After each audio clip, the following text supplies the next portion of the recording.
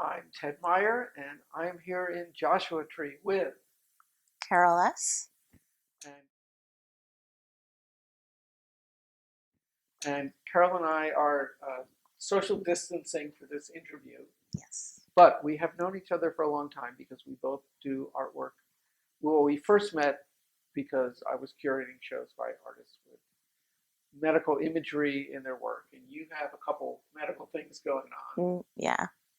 I have lupus and I have like a neuropathy. I originally got diagnosed with MS. And then over the years, after spinal taps and MRIs, they found that I had lupus with uh, like a central nervous system involvement. So they just changed it to lupus with a polyneuropathy. Wow, so you have lots of resource material for artwork.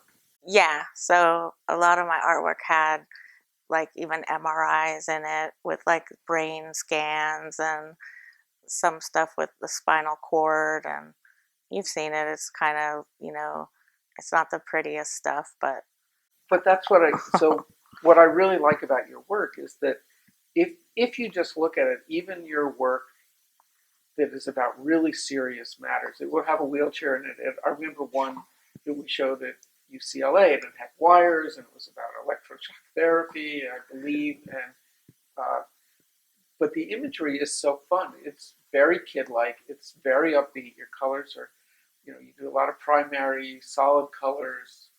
Um, so you approach these sort of very serious subjects in a really whimsical way.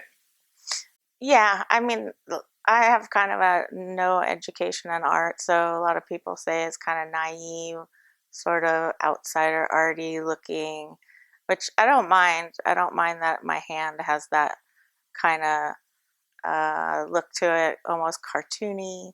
But that's like my influence. And then I have a lot of stitching in it because I have a background in pattern making. I grew up in the garment industry, and my family had a business where we cut patterns for the garment industry. It's not like the fashion business, it's more of the sweatshop business.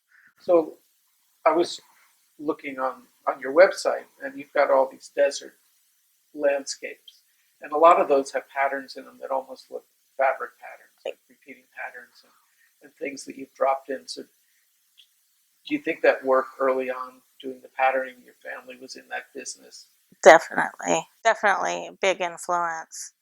I think a lot of like all my early childhood influences follow me all throughout my life, even though things have changed. And I've gotten education here and there by all different influences, going to museums, looking at other art, being involved in the gallery scene and stuff like that. All the influences just come and kind of just seep into the work. But my early influences just stick with me. And I kind of stay true to like, work with what you know. And so I kind of like the stitching and I like the kind of like the meditation of it. So I like crafting the work that way. So the work that you do that deals with your medical imagery, your medical history, do you find any pushback on that? I mean, there's one image, and I can't remember the title of it, but it's this nice drawing. It's sort of very upbeat. And then in the bottom corner, there's a wheelchair. Sort of Yeah, shocking to see that in there. So what's the reaction? Because you have a really great gallery in LA. Are they willing to show that sort of yeah, work? definitely. I mean, I have like the last show I had, it was like an abstract piece, and I had a wheelchair thrown in there. I've been in a wheelchair before, and I find that a lot of people don't even recognize me when I was started to get out of the wheelchair.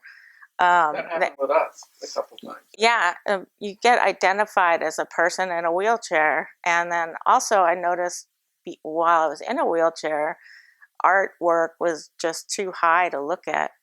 So I actually told the gallery like to start staggering the art pieces so that some stuff was lower, so that that line of vision for people in wheelchairs could see the work in that line of vision. because people don't think about it. And I also said, put chairs in the gallery, and he ordered like 25, 35 chairs. He put it in the gallery during my opening. Oh, that's really great. Yeah. So he's understanding of it all. Yeah, he's very understanding. I love Craig Kroll. He's just a great guy to work with. Because so many of us that are patient artists, we always hear, well, no one wants to see your work about cancer, no one wants to see your work about Yeah. whatever. So it's nice that you've got somebody who's so supportive. Yeah, it is great. But I mean, there's a lot of people there's a lot of disabled artists. I work with the National Art and Disability Center, and I think that's just made me a lot more aware of how many artists that have mental illness. I have mental illness too. I have bipolar, and that's why there was like electroshock therapy in that same painting that you're talking about. My mom was bipolar, and she went through all that when I grew up, and it was difficult to deal with her because it was pre Prozac, and so all they had was like lithium and electroshock therapy. And so there's just like all these things that people don't want to see or think about or hear about. But yeah, I mean, I don't mind doing that in my art, and I don't even believe or understand why people sometimes they buy it. And but I think it's great because I don't know, they like the risk that I'm taking. Maybe I don't know why, or the colors. I use a lot of bright colors. Do you feel you're sort of putting yourself out in a lot of these paintings.